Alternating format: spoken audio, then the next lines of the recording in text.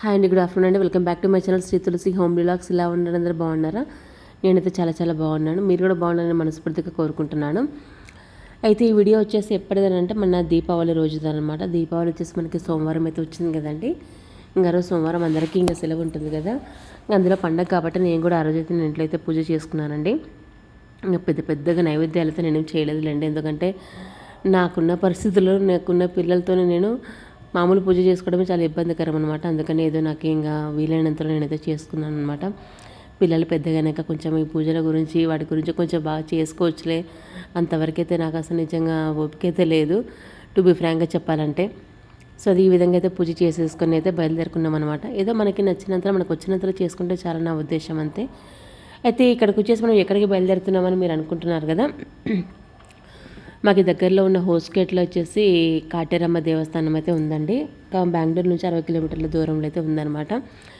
మేము ఇంతకుముందు విన్నాం కానీ మేము ఎప్పుడైతే వెళ్ళలేదు. మేము బెంగళూరుకి వచ్చి కూడా 5 years అయిపోతుంది. బట్ ఒకసారి చూద్దాము, అమ్మవారు చాలా ఫేమస్ టెంపుల్ అనేసి అయితే వెళ్ళామన్నమాట.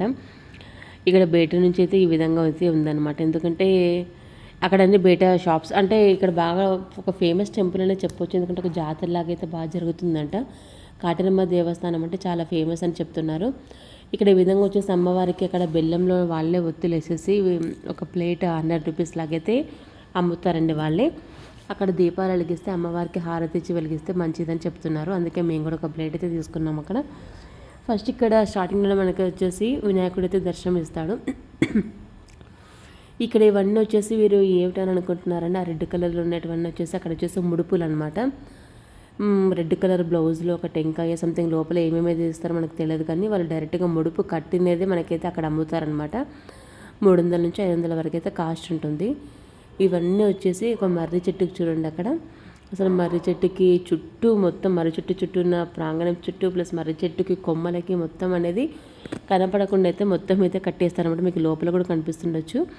ఏదైనా ఒక కోరిక మనం కోరుకొని 9 వారాలు అక్కడ ముడుపు కట్టినైతే ఖచ్చితంగా అమ్మవారు అనేది ఎటువంటి కోరికనే నెరవేరుస్తున్నది అక్కడ భక్తుల నమ్మకం అనమాట. నమ్మకం లేకపోతే ఇంతమంది ముడుపులు ఎందుకు కడతారు చెప్పండి? ఇంతమంది ఎక్కడి నుంచో ఎందుకు వస్తారు? ఒక్క కర్ణాటక నుంచే కాదని తెలుగు రాష్ట్రాల నుంచి కూడా ఇక్కడ వస్తున్నారని ఉన్నామన్నమాట. అక్కడ ఆల్మోస్ట్ మేము చూసాం కదా, 50% పీపుల్ తెలుగు మాట్లాడే వాళ్ళు ఉన్నారు అక్కడ. ఇక్కడ మనం వచ్చేసి మనం ఇది ఒక్కసారి వచ్చాం కదా, ఒక్క ముడుపు కడితే కాదండి, ఖచ్చితంగా 9 వారాలు 9 ముడుపులు కడితేనే మన కోరిక అనేది ఖచ్చితంగా నెరవేరుతుంది. 9 వారాలంటే మనం 9 శుక్రవారాలు లేదంటే 9 మంగళవారాలు అవసరం లేదనమాట.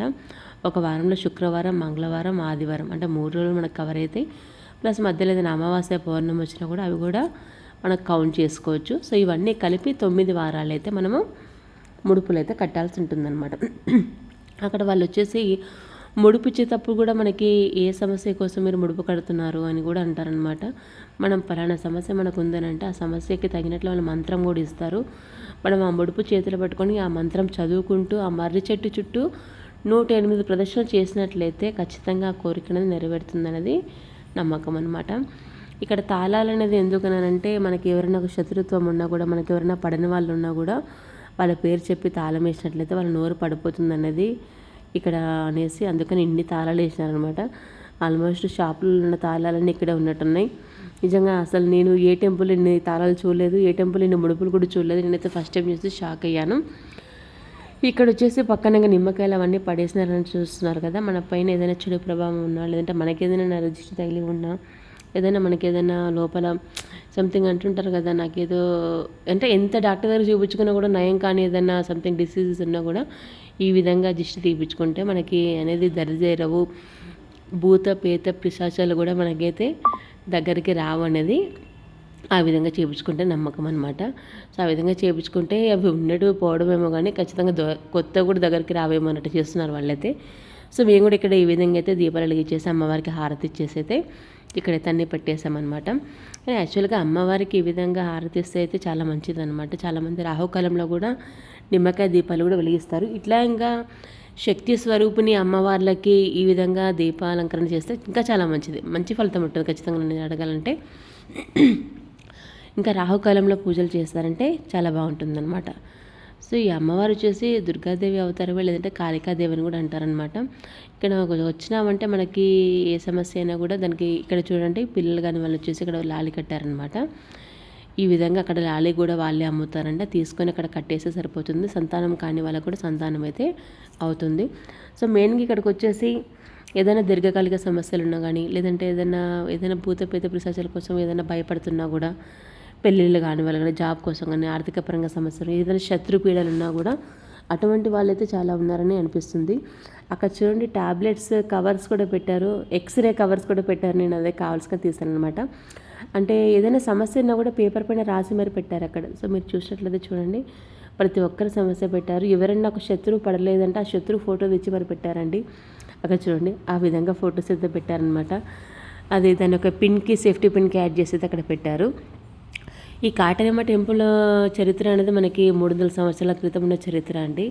అక్కడ పూర్వం వచ్చేసి కాటేరేణి అమ్మవారు అయితే, కాటేరేణి ఒక స్త్రీ అనేది జీవించేదంట అక్కడ.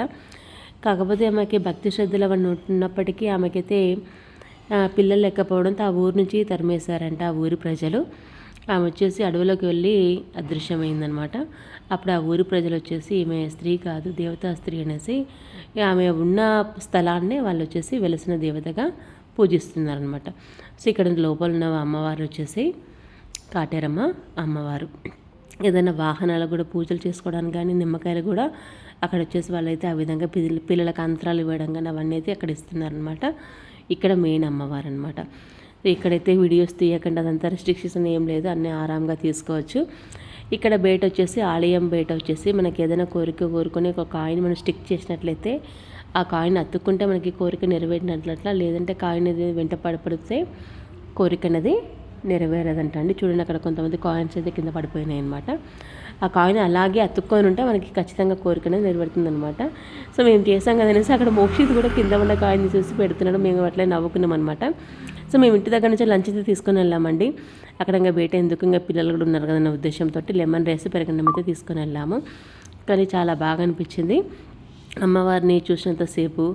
అసలు ఎట్లా ఉందంటే అమ్మవారిని చూస్తుంటే సంథింగ్ ఒకలాగా అంటారు కదా అన్నట్లు అనిపిస్తుంది అనమాట. సో మేము అక్కడ కొన్ని పిక్స్ తీసుకున్నాము, అవి కూడా మీతో షేర్ చేసుకుంటాను. సో ఇదండి ఇవాళ వీడియో. నచ్చినట్లయితే లైక్ చేయండి, షేర్ చేయండి. సో మీరు కూడా వీలైతే తప్పకుండా ఈ అమ్మవారి టెంపుల్ని విజిట్ చేయండి. ఓకే అండి, బాయ్ బాయ్.